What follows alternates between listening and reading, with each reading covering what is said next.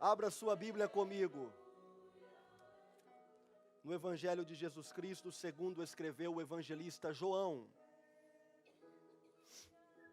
Aprendeu, Ana? Não pode ir para a Flórida mais. João, capítulo de número 1, meus amados irmãos. João, capítulo de número 1. Eu quero ler com os irmãos a partir do versículo de número 19.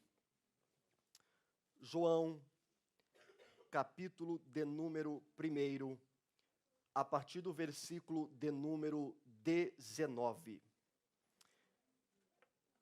Quem achou, diga amém. Amém.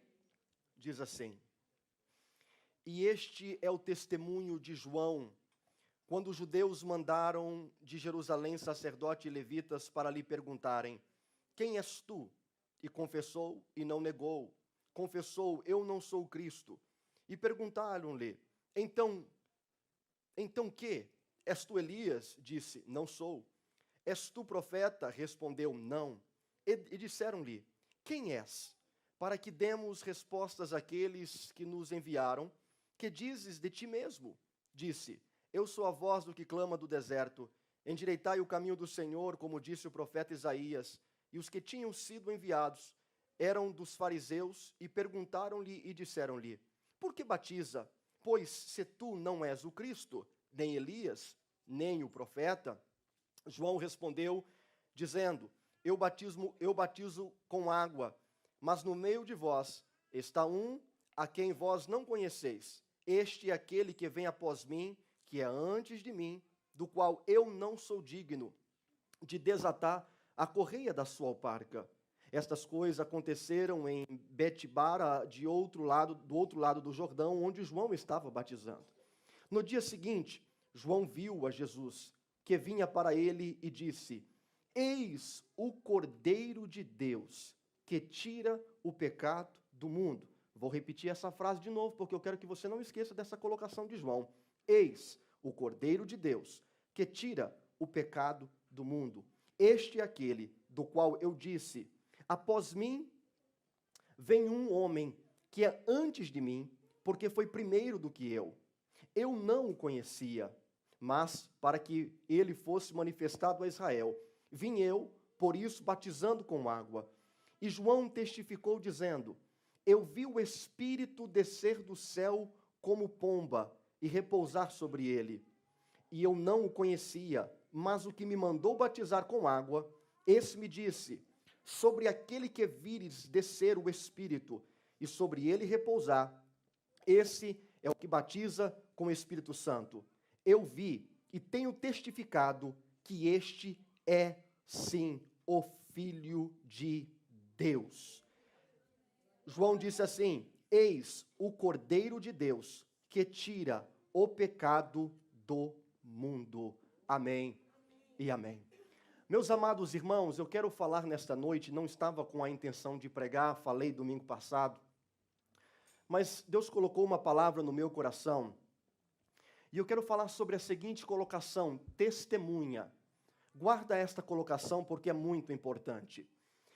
Quando uma reportagem vai passar numa televisão, quando você vê o repórter passando uma reportagem, e quando ele está passando a sua reportagem, para essa reportagem ter credibilidade, essa reportagem precisa ter algumas testemunhas.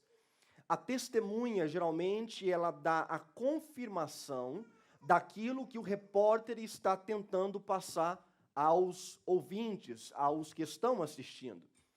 A testemunha, geralmente, é alguém que viu o crime, é alguém que viu o carro bater. Aí a testemunha fala para o policial: Olha, eu vi, foi aquele carro ali de vermelho. Eu vi, foi aquele carro ali, foi aquela mulher ali. A testemunha, ela abrange vários tipos de pessoa. Às vezes é uma criança, às vezes é uma mãe, às vezes é uma vizinha. Às vezes é alguém que viu a cor da roupa, a cor da pele, a placa do carro. E diante de um julgamento, o julgamento ele fica muito claro para os jurados. Quando aparece uma testemunha, e essa testemunha, ela fala assim: sim, essas evidências é verdade, porque eu vi aquele homem ali de azul. Ele estava vestido de azul certo dia e ele foi e matou tal pessoa. Eu vi com os meus olhos. Então a testemunha, ela confirma as evidências daquilo que ela viu. Ora, aparece João Batista. E quando João Batista ele aparece, ele diz assim: eis o Cordeiro de Deus, que tira o pecado do mundo. E João Batista, ele aparece como uma testemunha do Evangelho, apresentando a pessoa bendita de Jesus Cristo. Ele diz: ele é o Cordeiro de Deus que tira o pecado do mundo. Aí João, ele entra com a evidência, porque não é só falar, ele é o Cordeiro de Deus. João, ele tem que apresentar as suas evidências. E João, ele diz assim: eu vi o Espírito descer como pomba e repousar sobre ele. Olha o que João está dizendo. Eu não o conhecia, mas o que me mandou a batizar com água, esse me disse: sobre aquele que vires descer o Espírito e sobre ele repousar, esse é o que batiza com o Espírito Santo. Aí João, ele diz assim: olha, eu vi e tenho testificado que realmente este aí é o Filho de Deus. Então João, ele é a testemunha perfeita, porque João, ele está dizendo assim: olha, eu sei quem ele é, eu tenho as evidências que ele é sim o Filho de Deus. Agora, ninguém que é testemunha de Jesus Cristo, quero que você guarde isso, ninguém que é testemunha de Jesus Cristo continua vivendo do mesmo jeito. Ser testemunha de Jesus Cristo significa que você viu alguma coisa, você presenciou alguma coisa e trouxe algum tipo de mudança dentro de sua vida. Você quer ver algo aqui bem simples? Quantos aqui já foram mudados ou transformados pelo poder do Evangelho de Jesus? Levanta a mão. Aí, aqui está um grupo de pessoas testemunhas daquilo que Jesus fez em suas vidas. Aqui tem gente que, eu nem posso falar, mas aqui tem gente que andava armado. Aqui tem gente que andava aprontando, pecando, prostituindo, bebendo. Aqui tem todo tipo de pessoa que foi transformado através do Evangelho de Jesus Cristo. Porque Jesus, ele muda a nossa vida. Jesus, ele muda a nossa maneira de pensar. Jesus, ele muda a nossa maneira de falar. Jesus, ele muda o nosso procedimento diário. Jesus, ele altera o percurso da nossa vida. Como que dizendo, eu queria algo e Jesus, ele altera este percurso fazendo coisas extraordinárias na nossa vida. E existem evidências que ele mudou a nossa vida. Se você é uma testemunha, mas não tem evidências que alguma coisa foi alterada dentro de você, então alguma coisa está errada. O doutor Martin Lloyd-Jones, um grande pregador britânico, ele disse assim, e eu anotei: devemos falar de Jesus, devemos falar que ele é o Filho de Deus e que ele veio para salvar a todos nós.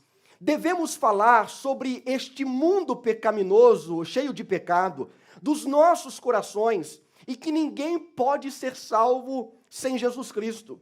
Estamos dispostos a falar dos nossos médicos, queremos falar dos empresários de filmes, de peças, de esportes, de artistas, de milhares de outras coisas, mas nós não queremos falar sobre ele, Jesus Cristo.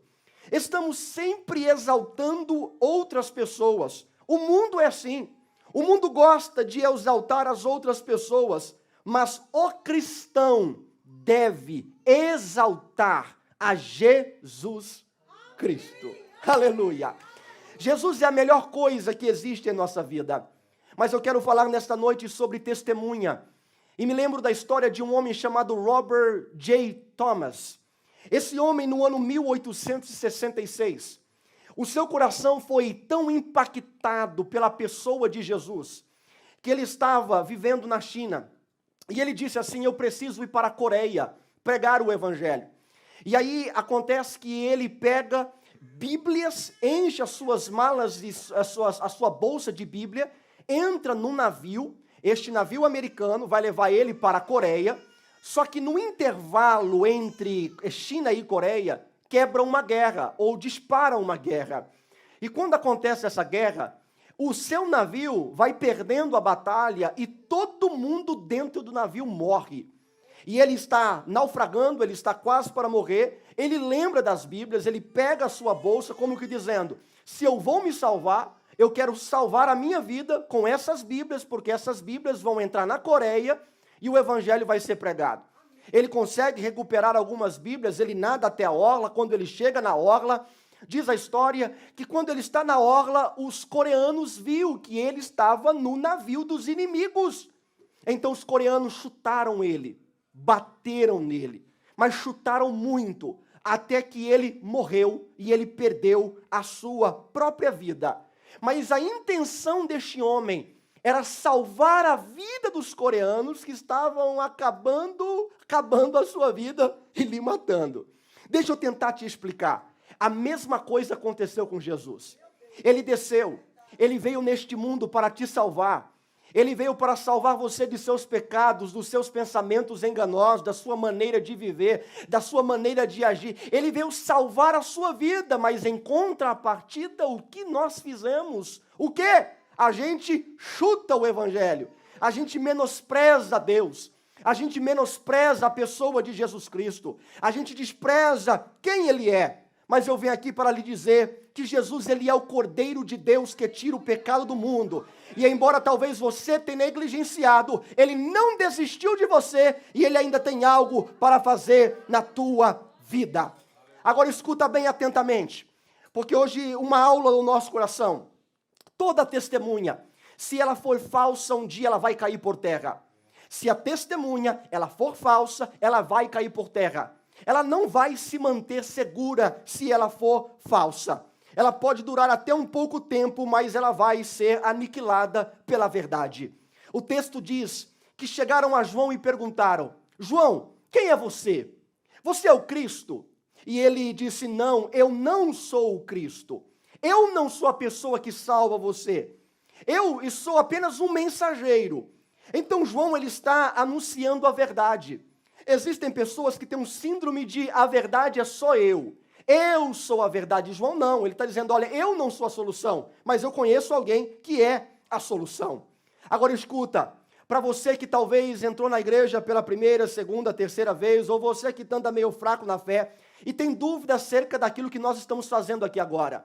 As irmãs vieram, cantaram, eu estou aqui pregando, e aí veio o irmão Tiago pregou ontem, pastor Nivaldo pregou terça, e aí você fala assim, para que isso?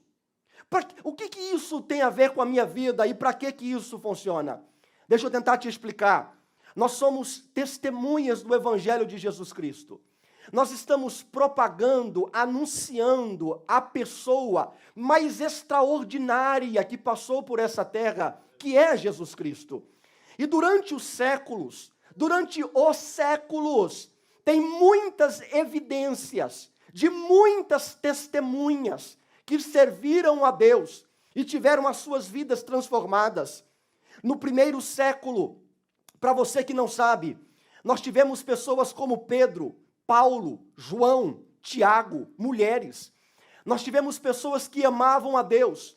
Pedro, antes do pleno conhecimento da verdade do Espírito Santo, da pessoa de Jesus Cristo, ele negou Jesus Cristo por poucas palavras, mas depois que ele teve o conhecimento da verdade, da plenitude de Deus, diz a Bíblia que ele mesmo, ele diz assim, ele fala que ele estava disposto depois a morrer e ele é crucificado de cabeça para baixo. Paulo, talvez você já ouviu o nome de um homem chamado apóstolo Paulo. Paulo, ele foi decapitado, ou seja, numa palavra mais popular e simplista, cortaram a sua cabeça. Tivemos vários homens da Bíblia que deram a vida por esta verdade. Meu amigo, ninguém dá a sua vida por uma mentira. Ninguém dá a sua vida por uma fábula. Ninguém dá a sua vida por um engano. Só dá a vida se é verdade, se tem certeza daquilo que ele vivenciou. Então Pedro está dizendo, eu dou a minha vida porque eu sei quem ele é. Eu conheço o seu poder. Mas aí talvez você está dizendo, pastor, isso é só na história bíblica. 100 anos depois de Cristo nasce um homem chamado Policarpo. 160 anos depois de Cristo, ou melhor, 180 e cacetada anos depois de Cristo, esse mesmo Policarpo, as pessoas olham para ele e falam assim, olha, negue a Jesus. Você tem a chance de negar Jesus, ou senão você vai morrer. Policarpo. Já no auge dos seus 80 e poucos anos de idade, ele diz assim: olha, eu tenho servido a Cristo a minha vida toda. Ele nunca fez mal para mim, pelo contrário, ele transformou a minha vida, então eu não vou negar Jesus, pelo contrário, eu vou anunciar Jesus e pode me matar. E literalmente mataram a Policarpo. Acontece que o evangelho, ele não para. Meu amigo, escuta só o que eu estou lhe dizendo. O que nós estamos fazendo aqui nesta noite não é apenas uma história de uma cultura brasileira, que um grupinho de pastores aprendeu lá do Brasil e veio trazendo e implementando em Bridgeport, Connecticut. Não! O evangelho é muito além de tudo isso. No ano 150 depois de Jesus Cristo, chegaram os primeiros cristãos em Portugal. No ano 174 depois de Cristo, chegaram os primeiros cristãos na Áustria. No ano 200 depois de Cristo, o evangelho chegou na Bélgica e na Suíça. No ano 208, Tertuliano disse que apareceu os primeiros crentes, os primeiros cristãos na Inglaterra. Eles entram na ilha da Inglaterra pregando o evangelho. No ano 300 depois de Jesus Cristo, aparece um historiador por nome de Eusébio, trazendo relatos daquilo que ele aprendeu e tinha vivenciado como um historiador. E mesmo com a influência extremamente negativa do catolicismo romano, a partir do ano 300 até 1000 e cacetada, e é o período que eu falo que é o período mais negro da história, aonde parece que você não acha coisas belas, mas no ano 381 depois de Cristo, a Bíblia é traduzida do grego para o latim. No ano 635, a Bíblia ela é traduzida por um grupo de pessoas estrangeiras para o chinês. No ano 1380, John Wycliffe, ele traduz a Bíblia para o inglês. Em 1450, um homem chamado Johannes Gutenberg, ele inventa a marca de impressão, de fazer fotocópia.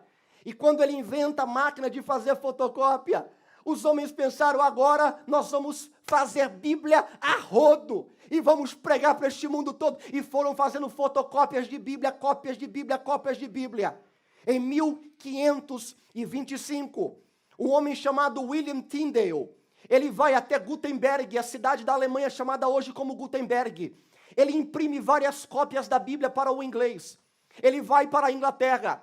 Ele está tentando distribuir as Bíblias na Inglaterra. Mas o bispo da Inglaterra descobre esses fatos e diz para William Tyndale: você vai morrer se você não parar. Mas ele está tão inflamado pela pessoa de Jesus que ele morre, mas não desiste daquilo que ele crê. Ele é testemunha do Evangelho. Em 1534, Martim Lutero traduz a Bíblia para o alemão. No ano 1800, William Carey, um missionário, ele vai para a Índia. Mãos, para e pensa, 1800, um missionário, ele vai para a Índia e ele traduz a Bíblia em 3 idiomas na Índia. Em 1415, aparece um homem piedoso por nome de John Hus. John Hus pregou, pastor de uma pequena igreja, mas inflamado. E todo mundo dizendo: tem que parar esse homem, tem que impedir esse homem. Mas ele não desiste. Amarram ele numa árvore e falam assim: nós vamos botar fogo em você, se você não negar. Pode botar fogo, eu vou morrer cantando. É testemunha do Evangelho. Quem aqui nunca ouviu falar de um homem chamado John Bunyan? John Bunyan, no ano 1650, ele está preso. Ele escreve o livro mais bem vendido depois da Bíblia, chamado O Peregrino. Gustavo, é o livro que eu te dei. O Peregrino. É um clássico, é um livro fenomenal. E John Bunyan, ele está preso, mas ele escreve de um homem livre. Porque o Evangelho, meu irmão, ele é tão poderoso, que ele vai além dos pensamentos humanos, da mente, vai muito além. Acontece que no ano 1569, a Bíblia ela é traduzida para o espanhol. Em 1642, um jovenzinho de 14 anos de idade, é residente de Portugal. Ele sai de Portugal, ele vai para as terras hoje que é conhecida como a Holanda. Ele tem o pleno conhecimento do Evangelho, 14 anos de idade. E ele conhece a Jesus Cristo. 2 anos depois, com 16 anos de idade, Ele está tão inflamado pelo evangelho, que ele diz assim, eu preciso traduzir a Bíblia do espanhol para o português. 16 anos de idade. Qual é o seu nome? João Ferreira de Almeida. É a Bíblia que você carrega hoje, por um menino de 16 anos de idade. A Bíblia só foi publicada depois da sua morte, depois de tanta burocracia, tantos problemas, depois da sua morte. Olha o que eu estou tentando lhe afirmar nesta noite. Amigo, não sei se você é velho, se você é novo, se você é mulher, se você é homem, se você fala bem ou se você fala errado. O que eu sei é que Deus quer te usar como uma testemunha do Evangelho. Aleluia! Você já ouviu a história de D.L. Moody, Dwight Moody, nasceu aqui nos rios de Connecticut. Ele não sabia escrever direito. Ele ia escrever a palavra Chicago, ele escrevia Chicago errado. Ele ia escrever a palavra Nova York, ele escrevia Nova York errado. Mas ele era tão inflamado pelo Deus que ele conheceu, que diz a história que ele ganhou mais de 500 mil pessoas falando errado. Escuta, o seu inglês pobre é o suficiente para salvar vidas. O seu espanhol pobre é o suficiente para salvar vidas. Mas vamos pular. 1900, guarda essa data. 1900, dia 31 de dezembro do ano 1900. Um pastor chamado Charles Parham. Esse pastor, ele reúne uns meses antes do dia 31, um grupo de pessoas. Esse grupo de pessoas, de 75 pessoas, nós vamos estudar a Bíblia. E eles foram pegando a Bíblia assim, irmão Tiago, para estudar. E foram estudando. Aí chegaram em Atos dos Apóstolos, capítulo 2. Quando chega em Atos dos Apóstolos, capítulo 2, um olha para o outro, metodistas, batistas, presbiteriano, várias religiões, vários credos. Chega em Atos, ele fala assim, isso aqui é estranho. Um povo falando uma outra língua, um povo recebendo um poder. Cada um vai para casa, estuda e depois volte com a conclusão daquilo que você estudou. E eles estão batendo cabeça. Chega num culto, eles reúnem para fazer um culto da virada do ano, dia 31 de dezembro do ano 1900. E quando eles estão reunidos, uma moça queria fazer missões na China. E era o último evento dela, o último culto dela. Então, no dia 31, ela dobra o joelho, olha para os estudantes e diz assim para os estudantes, olha, coloque as mãos sobre mim, peça este poder aí de Atos, a gente nem sabe o que é. Mas pede aí este poder de Atos capítulo 2, para mim ser cheia desse Espírito Santo, para mim poder pregar o Evangelho na China. Quando eles colocam as mãos sobre ela, ela fala meia dúzia de palavras, ela recebe uma descarga de um poder de Deus, mas tão grande, já não é dia 31 mais, agora é dia 1º do mês de janeiro do ano 1901. E quando essa mulher por nome de Agnes Osman, ela recebe uma descarga, ela fica 3 dias sem falar o inglês, 3 dias falando em chinês. E aí os homens olham assim e falam assim, estranho, dá um papel para ela escrever alguma coisa. Deram um papel para ela escrever, ela escreveu em chinês. A foto do que ela escreveu está no Google, só pesquisar. Ela escreve em chinês. Irmãos, saindo de Topeka, Kansas, aí um negro que participou daquele evento abre um trabalho na Rua Azusa, em Los Angeles. Em 10 anos depois daquele dia, sabe o que aconteceu? Mandaram missionários para todos os cantos do mundo. Brasil, Índia, China, Etiópia, África, América do Sul, América Central. Ou seja, é o Evangelho que foi se espalhando. Escuta só o que eu estou querendo te dizer nesta noite. Meu amigo, o Evangelho não se resume a apenas aquilo que tua mãe aprendeu. Ele é muito amplo. Em todas as gerações, Deus levantou pessoas para ser canais de bênção naquela geração. Mesmo que ninguém queria servir a Deus, Deus tinha meia dúzia de pessoas fiéis a Ele. Mesmo que ninguém queria amar a Deus, Deus tinha meia dúzia de pessoas que queria servir a Ele. Então, o que é que eu estou querendo fazer com a minha vida? Saí daqui hoje na escola dominical, fui pegar a Joyce, E no meio do caminho, refletindo nessa palavra, eu disse ao Espírito Santo, Pai, eu não consigo traduzir nada, eu não consigo fazer essas grandes coisas, mas eu quero ser um contribuinte do teu reino. Eu quero chegar no céu, dobrar o joelho, olhar para o teu trono e dizer, Deus, eu consegui fazer alguma coisinha para o teu reino. Aleluia. Então, em todos os tempos, em todas as ocasiões, teve pessoas inflamadas para fazer alguma coisa para Deus. Agora, o que eu estou querendo dizer? Já vou encerrar. Ele é o Cordeiro de Deus. Os homens, ao longo da história, vêm dizendo, Ele é o Cordeiro de Deus. Ele tira o pecado do mundo. Lembrando agora de um vídeo que o irmão Tiago postou nas redes sociais essa semana, de um pastor. Ele diz assim, Deus, Ele é justo. Repita comigo, Deus é justo. Vai, repita aí. Deus é justo. E por Deus ser justo, o homem tem que pagar o pecado por aquilo que ele fez. Porque toda pessoa que comete um crime tem que pagar pelo crime cometido.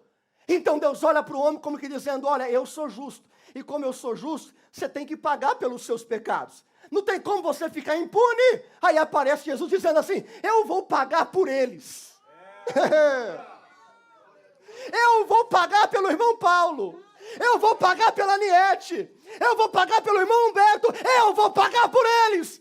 Então, quando a gente fala, Ele é o Cordeiro de Deus, significa que Ele é o Deus que pega os seus pecados, apaga ele e faz de você uma evidência do Evangelho dele. Aleluia.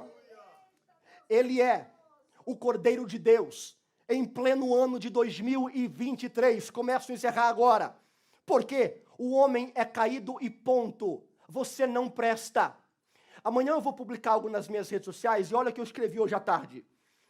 Vou falar porque não tem problema. Essa semana um jogador brasileiro chamado Daniel Alves, ele está preso na Espanha por causa de um suposto agressão sexual. E as evidências estão complicadas para este jogador famoso. E quando eu fui lendo a matéria, meu coração se encheu de tristeza. E eu disse para mim mesmo, eu poderia ser este homem aí. Aí talvez você vai olhar assim e vai dizer assim, pastor, tu poderia violar uma mulher, mas tu é pastor. Deixa eu tentar te explicar. Irmão, existe uma semente maligna dentro de todo homem chamado pecado. Num dos julgamentos nazistas, um homem chamado Eichmann matou milhões de judeus. E o homem está sentado triste, chorando. Alguém pergunta para ele, por que você está chorando? Aí esse homem inocente, puro, fala assim, eu estou chorando por causa daquele nazista ali, Eichmann, porque eu poderia ser ele. O homem olhou para ele assim e disse assim, mas como assim você mataria milhões de judeus? Deixa eu tentar te explicar. Meu amigo, talvez se eu, Bruno, tivesse o dinheiro desse jogador, a fama desse jogador, a prepotência, a arrogância, ou se eu tivesse em uma cultura nazista com os meus pais nazistas, todo mundo dizendo mata, eu entraria na onda e eu também matava, porque não existe nada bom dentro de mim, a não ser a maldade, mas chega Jesus, olha para mim, e ele fala assim, sabe de uma coisa? Eu vou te lavar, eu vou te transformar, eu vou mudar a sua vida, eu vou mudar a sua história. Você não é bom, é a graça de Deus que habita dentro de você. Quando você vê alguém fazendo cagada, fala assim, poderia ser eu. Quando você vê alguém fazendo coisa horrenda, fala assim, poderia ser eu, se tivesse no mesmo contexto dela. Por isso, mãe, seja crente para o seu filho aprender com você. Pois, aleluia. Fala de criança e mãe, a irmã Débora da glória. Como vamos esperar melhora em um corpo como esse? Como vamos esperar melhora em um corpo assim? Eu já disse e volto a repetir. A ciência tentou melhorar o mundo, não deu certo. As filosofias tentaram mudar o mundo e também não deu certo. Aí está vindo agora a ideologia. Ideologias são sistemas de ideias para mudar o comportamento das pessoas, ou seja, vamos criar uma ideia para que a gente possa melhorar o nosso comportamento. Irmão, pode fazer qualquer ideologia do mundo, não vai dar certo na nossa vida. O famoso Sócrates ensinou numa universidade por 40 anos. Platão ensinou por 50, Aristóteles ensinou por 40. Soma todos esses homens, não mudou o percurso das mazelas, das maldades dentro da minha vida. Mas um homem, o seu nome, Jesus Cristo, manso e suave, vivendo numa das piores épocas da história, fariseus querendo o seu pescoço, saduceus, os romanos brigando, e guerra e briga, e ele chega caminhando e dizendo, ninguém dá jeito em vocês, mas eu cheguei, e eu vou mudar vocês, eu vou mudar a sua história. Aí ele chega na cruz do Calvário dizendo, eu estou pagando o preço, Pai, eu estou pagando pelos pecados dele, aleluia, eu estou pagando pelo pecado dela, da Adriele, do Jonathan, então, estou pagando, aí João está pregando, e João fala, não sou eu, mas é ele. Aleluia. Ele.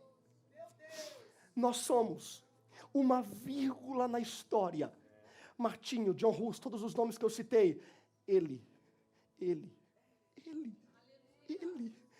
Essa igreja não se resume à figura pastoral de Bruno Andrade. Se resume a ele. Jesus Cristo. Jesus Cristo. A solução para a tua vida não está em novas ideias, novo mecanismo. A solução não está em Donald Trump, em Bolsonaro, em Lula. A solução não está no novo governo, velho governo. A solução está em... Aí, João, ele diz assim, olha para o Cordeiro de Deus, que é ele que tira o pecado da sua vida. É ele. Aleluia. Agora escuta, vou ler e vou encerrar. Eu não o conhecia, disse João. João, eu não conhecia ele. Mas o que me mandou a batizar com água, me disse, sobre ele vai descer o Espírito e vai repousar. E esse é o que batiza com o Espírito Santo. Eu vi e tenho testificado que este é o Filho de Deus. Deixa eu te falar uma coisa. Creia. Jesus é o Filho de Deus, que veio apagar o seu passado, veio moldar o seu presente e veio projetar o seu futuro. Eu vou repetir, Jesus é o Filho de Deus, o Cordeiro de Deus, que veio apagar o seu passado, veio moldar o seu presente. Ó, ele pega você e faz assim, ó, e veio projetar o seu futuro. Fica de pé comigo, porque eu encerro agora. Eu disse que seria rápido, mas eu quero fazer alguns pedidos aqui nesta noite, porque o Espírito Santo anda me incomodando nesta noite. Existe, será porventura, alguém aqui que deseja entregar sua vida a Jesus Cristo? Que talvez você está dizendo, eu quero esse Jesus aí, que esse pregador Magricelo acabou de falar. Tem alguém que você deseja entregar sua vida a Jesus Cristo? Faça assim com a sua mão. Tem alguém? Tem alguém que você deseja ter este encontro com, não é comigo não, com esta pessoa aqui, Jesus Cristo. Mas eu tenho 7 minutos, eu quero fazer o segundo pedido nesta noite. Aonde está você que deseja ser inflamado pelo poder do Espírito Santo, para você ser uma testemunha com evidências do que Ele é capaz de fazer?